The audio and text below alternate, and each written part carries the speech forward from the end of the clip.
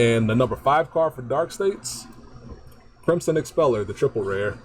This card says on rear guard, when this attacks a Vanguard, soul charge 1, and then act in soul, counterblast 1, and then put it into the drop, and then soul charge 1, choose your Vanguard, it gets plus 10,000 power to the end of turn.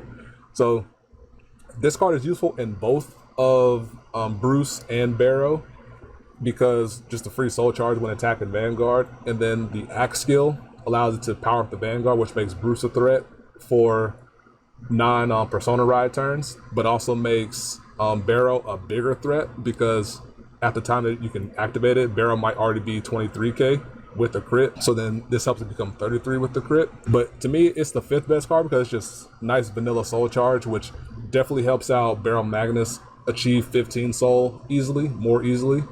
And then you can choose to use it in Bruce, but I personally haven't used it in Bruce, and I've seen decks that try to use it and they have phased it out over time because of there's just a lot of stuff going on that you would rather use in Bruce besides what Expeller offers. But that also means that being generic means it's going to be useful in the future depending on what Greedon does. Number 4, Abnormality Extraction, which is an order that is more useful for Barrel Magnus than it is for Bruce.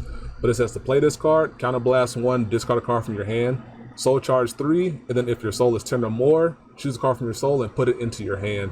So this card is good because you can ditch something, soul charge 3, and then you can return one of your soul charge 2 cards back to your hand, whether it be Curtis, Brother Soul. If actually no, you can't return Brother Soul because you can't use it because you already used your normal order. But if you return Curtis or Electro Spartan back to the hand, you can play them, soul charge 2, you've effectively soul charged 4 that turn, which accelerates you to the 15 skill for Barrel Magnus. And to me, it makes it a better order than Crawl You Insects, because Insects is, while it does give massive power to something, which could be relevant, it also only soul charges 1. So if you're trying to accelerate yourself to that 15 threshold, Extraction is what you want to be more, or Extraction is what you would rather use over Call You Insects. If you don't really care, maybe you're playing a deck that only wants to get to 10 soul, then Call You Insects would be something that would be better useful for your time. But to me, it's strong enough to be in that top 4 slot for cards that Dark States got in the set. Number 3, my boy, your boy, Best Dog, Surveillance Gear Dober. And then he says, auto on rear guard, at the end of the battle that it boosted, if you are in Final Rush, put this card into your soul, choose one of your units, and it gets plus 10,000 power to the end of turn.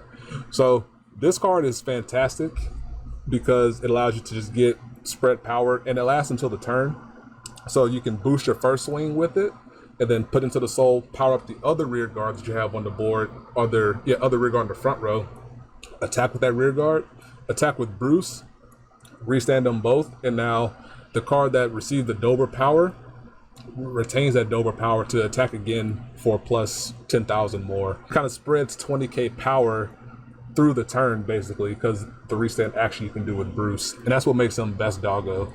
And it is really cool to see that a common card is like in the top 5 of the support received in the set, because it kind of shows you that there's still value to be found in the non-high rarity stuff. And that's really cool to see. I really like that from a design perspective. Number 2, Hellblast Full Dive.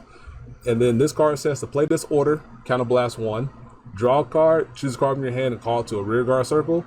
And then if you're in Final Rush, all of your front row units get plus 10,000 power to the end of turn. So basically, this is having an additional Bruce in your hand without getting the soul from Persona Ride, technically. And you still get you get every other benefit related to Persona Ride through Hellblast Full Dive, which is what we've effectively nicknamed this Hell Dive, because we don't want to keep saying the full name every time. But this is basically just adding additional Bruces to your deck for that power consistency that you want to use for Final Rush turns. And then if you go Persona Ride into Hell Dive, everything is plus 20k across the board, which is very useful for punching your opponent down with all your Final Rush pieces.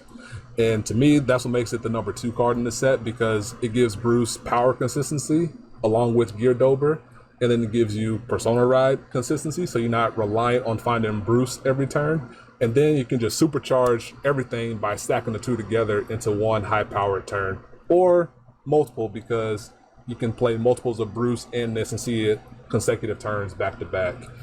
So I think that's really powerful. The number one card, as if it was any doubt here as well, our boy Diabolo's Jetbacker Leonard. And he says continuous on rear guard. If you are in final rush, this unit gets plus 5,000 power. And then when this unit would attack, it battles all of your opponent's units in a column.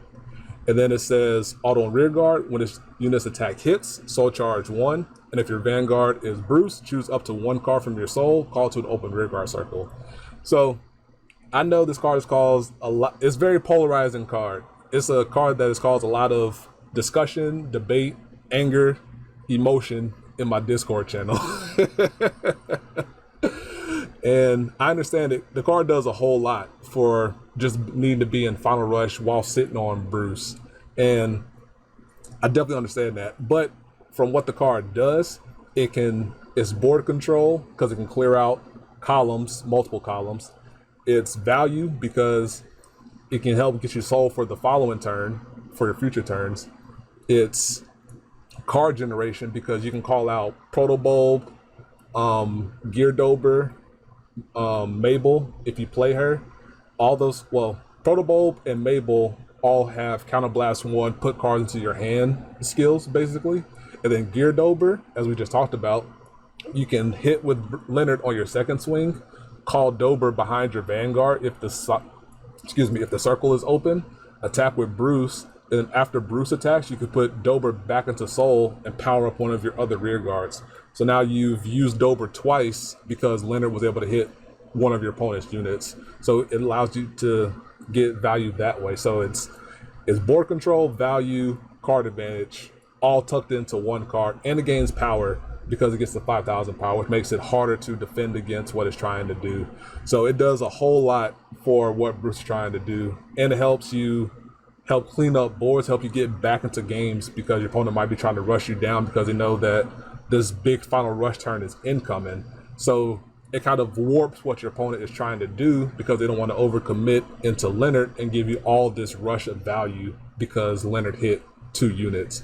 So the meta is kind of shaping around what Leonard is capable of doing, and that's where a lot of the disdain of it is coming from. But I totally understand all those arguments, but I love him. He's a good boy. He's my boy, and I can see both sides of it, and I'm going to play it as long as it's able to be played. And yeah, the best boy, and arguably the best card in the entirety of the set. Some people argue in the entirety of Overdress, but that's a different debate for a different day.